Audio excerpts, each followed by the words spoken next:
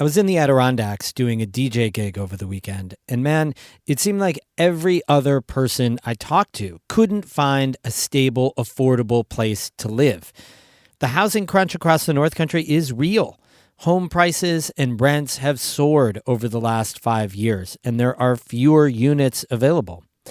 Not-for-profits and governments are starting to tackle the problem.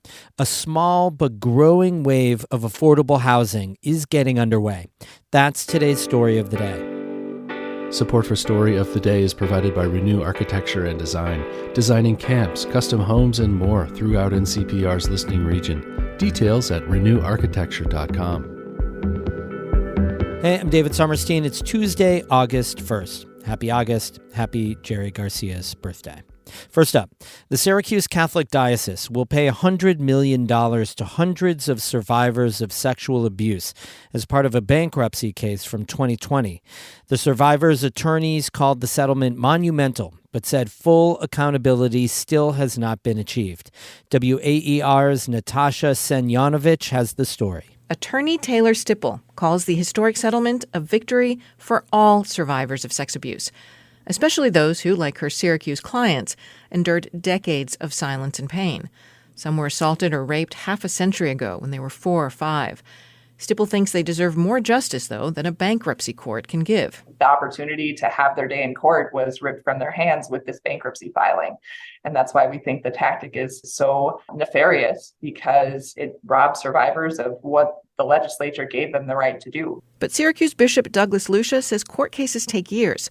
And given the vast number of claims, he says filing for bankruptcy assured that his diocese could pay out all of the survivors. There's the danger, really, that you would run out of funds, that literally, as some places have done, you would have to close up shop. The first few who might come and have their cases litigated would get something, but what happens to the rest? The $100 million comes from the diocese and its affiliates.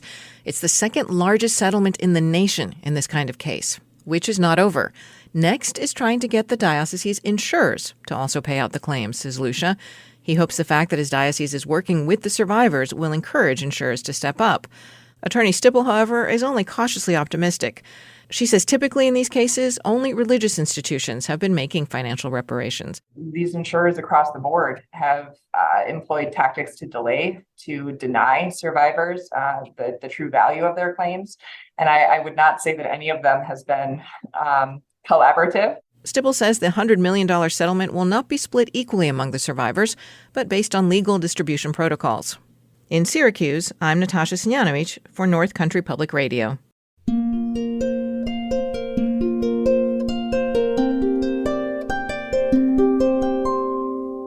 People and groups are starting to respond to the North Country's housing crunch. There's a growing number of small, affordable, and attainable housing projects across the region.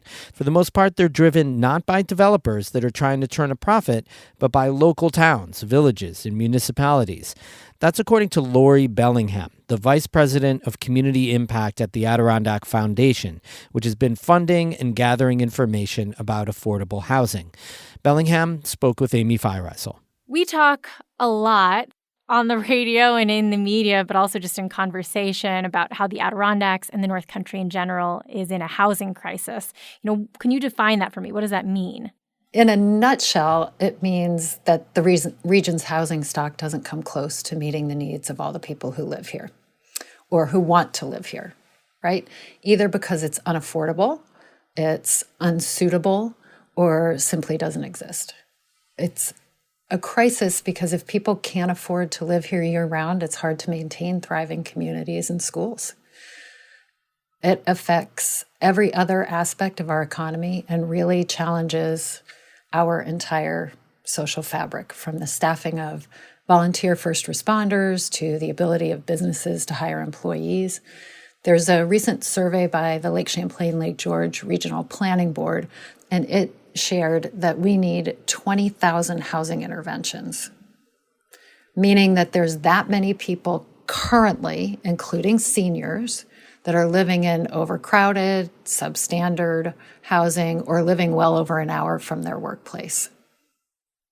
So something unique about your position is you're sort of keeping track of a lot of these affordable and attainable housing projects that have been coming online in the last couple of years. So can you just talk about roughly how many of those exist and are underway? So it's a great question, and it's changed every week. So 6 months or a year ago, I probably could have put a number on it. What I know now is that there are dozens of communities whose municipal governments are serious about helping to increase housing stock for their workforce.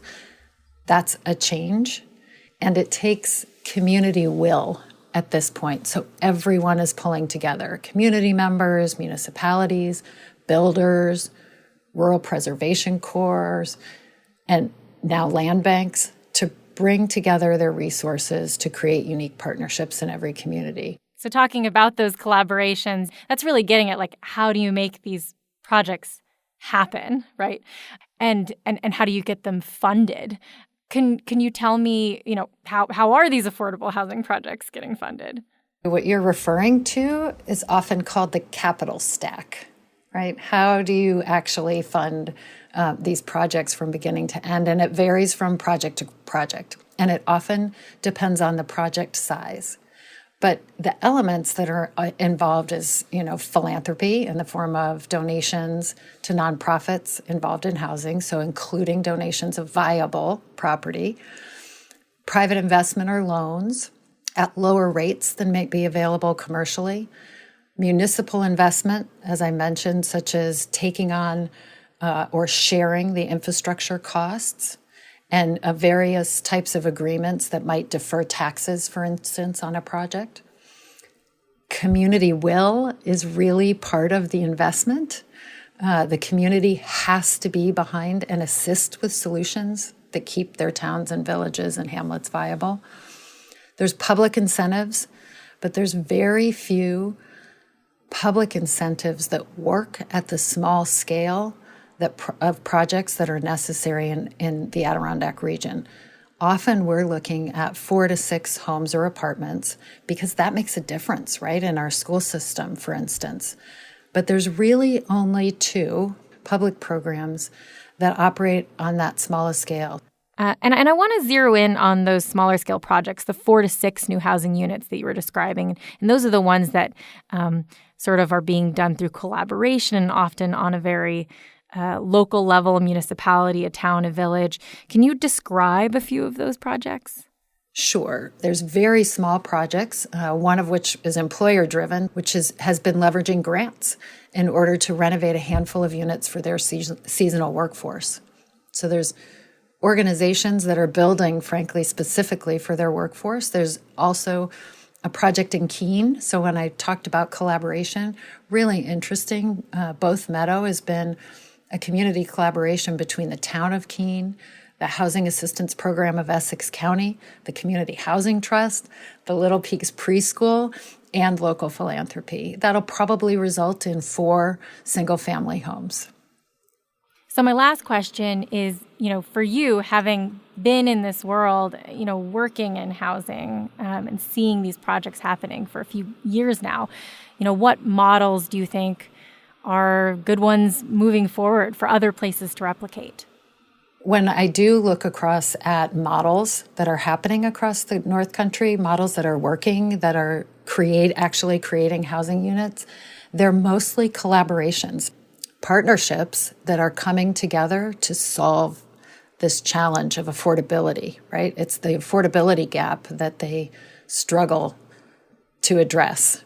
Right. And my numbers may not be perfectly up to date, but over the winter, at least, builders were saying the need is to build at $300 a square foot and sell at $200 a square foot. So somehow partnerships have to come together, and it needs to include philanthropy, public dollars, private dollars to address that affordability gap so that our workforce can get into these houses. That was Lori Bellingham, the Vice President of Community Impact at the Adirondack Foundation. She spoke with Amy Feiereisel. We have more news all the time on our website, ncpr.org. Music today by famous letter writer of Plattsburgh and Martha Gallagher of Keene. I'm David Summerstein, North Country Public Radio.